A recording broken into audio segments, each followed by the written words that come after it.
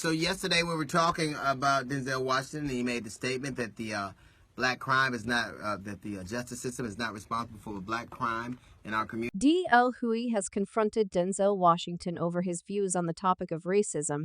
And get this, according to Hughley, everything and everyone is to blame for black men and women being underpaid, filling prisons, and doing crime. So what exactly did he say?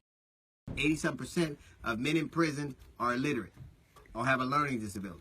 For context, in an interview with Blacktree TV, renowned actor Denzel Washington expressed his perspective on the complex issues facing the black community, emphasizing the crucial role of parents in shaping the futures of their children. Washington argued that the problems faced by black individuals in society are in part a result of misguidance within their own households. The actor shared anecdotes and observations to support his belief that instilling proper values and guidance at home can significantly impact the path that young individuals choose in life. Denzel Washington's interview began with a profound statement asserting, "I think it's more important to make headway in our own house. By the time the system comes into play, the damage is done. They're not locking up 7-year-olds." This sentiment encapsulates Washington's belief that meaningful change must start within individual households, emphasizing the role of parents in shaping the trajectory of their children's lives. He challenged a prevailing narrative that attributes societal issues solely to external systems, showcasing that proactive parenting can be a potent force in counteracting negative influences. During the conversation, Washington recounted a disconcerting experience from his recent visit to Chicago. He described encountering a group of young children on bikes with masks, colloquially referred to as little yummies. When he inquired about the term, he was informed that it referred to an 11-year-old kid named Little Yummy, who had met a tragic end at the hands of a 14-year-old assailant. Washington's immediate response was a rhetorical question, where was his father? This query serves as a poignant illustration of his conviction that parental involvement is critical in preventing children from succumbing to the perils of a misguided path. Washington reinforced his viewpoint through a personal reflection on his 3 closest friends, each of whom had faced legal troubles during their youth. He shared, "I did talk about my 3 closest friends, and they did 15 to 25, one did 28, this and that. I was the only one of the 3 that had a father in my life, even though my parents were together." Washington acknowledged that the system may be flawed, but argued that this realization should motivate individuals to focus on strengthening their own households. He stated, "The system is rigged, but why all the more reason not to help it now?"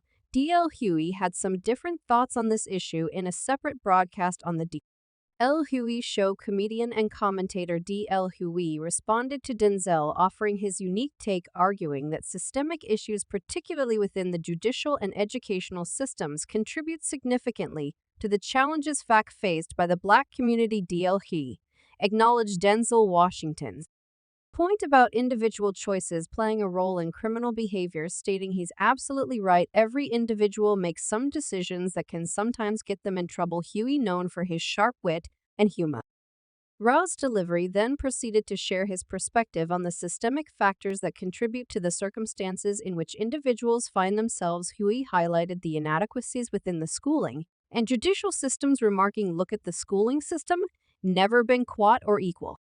With a comedic spin, he pondered if a report card for the education system might read, "Needs improvement, equality." In classic Hughley style, he suggested a transformative approach, stating, "What if we decided rather than jailing them, that we would give them access to people who understand how to help them work with the problems that they do have, a comedy coach." Perhaps the comedian drew attention to the issue of lead exposure in many inner-city environments, affecting the mental capacity of individuals. I think it's more important to make headway in our own house. By the time the system comes into play, the damage is done. They're not locking up 7-year-olds. Addressing the disparities in sentencing, Hughley stated, "Why is a report came out less than a week ago that talked about how black men and Latin men get sentences that are lengthier even though they commit the same crimes as white people." This observation, while serious in nature, was delivered by Hughley with a comedic flair, showcasing his ability to infuse humor into even the most contentious topics. Hughley emphasized the importance of creating opportunities for individuals to prevent crime effectively, stating if they wanted to stop crime and they wanted to stop violence, They wouldn't just start jailing people, they would start making people have opportunities in his humorous take. He even suggested maybe offer free therapy sessions or a coupon for a cooking class, drawing a stark contrast between the response to crack addiction in the past and the current opioid crisis. Huey pointed out the difference in how compassion and resources are extended to certain communities. He argued now, people are addicted to opiates, they do not. There's compassion they met with compassion and love and resources. You know what they gave us, jail, jail. Will break you in any case. Despite Huey not agreeing with him, some fans sided with Denzel. On this issue, one particular fan commented he is absolutely correct. It starts at home. He didn't absolve any responsibility from the effed up system. This many black men incarcerated is a direct reflection of the breakdown in our homes. It's a tough pill to swallow, but necessary to rebuild. A second fan added, it does start at home. Teach your kids respect. Maybe they will understand. It's not just black family. It's all family in color. Not just one color does crime. All colors do crime at the same time. Other fans were in agreement with D.L. Hughes' words. At the end of the day, if you have parents who raise themselves in large part due to the mass incarceration of people of color, doesn't that in itself still lead back to the prison system? Come on, Denzel, you are smarter than that, sirrah. Neve fan commented. A second fan added, I agree, but socioeconomic statuses are to blame as well. It's a systemic issue when you have ignorant, no belittling intended, uneducated poor mothers using the extremely limited resources to raise their children. They become a product of their poor environment. They raise menaces who don't care about life because they came from nothing and have nothing to look forward to. Many don't make it out the hood. It's sad because if they had better resources, they could be sick. Oh, much more. We can break that cycle by thinking outside that environment even when you're stuck inside of it.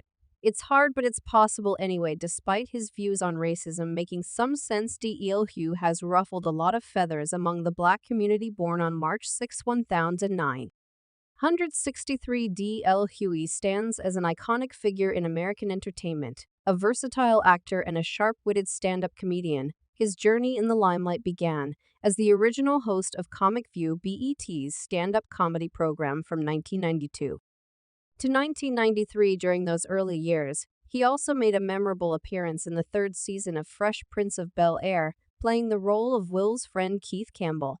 The late 90s saw Huey taking center stage as he wrote, produced, and starred in The Hueys, a television sitcom based on his real-life experiences living with his African-American family in an upscale neighborhood, a testament to his comedic prowess. He became a member of the original Kings of Comedy, a comedy tour that showcased the talent of some of the industries. As the years unfolded, so did Hughes' career. In 2005, he ventured into the world of stand-up comedy albums with the release of D.L. Huey Notes from the GLAD section. He stepped into the world of hosting with a short-lived talk show on Comedy Central titled Weekends at the DL. In 2008, the multifaceted entertainer took on the role of hosting the BET Awards and delivered a heartfelt eulogy during Bernie Mac's funeral, showcasing a more solemn side. Fast forward to June 2010, and he found himself in the unique role of a special guest moderator on ABC's The View. For a day, his comedic talent continued to shine as he guest starred on TBS's Glory Days and temporarily took on the hosting duties for Who Wants to Be a Millionaire. However, as much as he has been successful, D.L.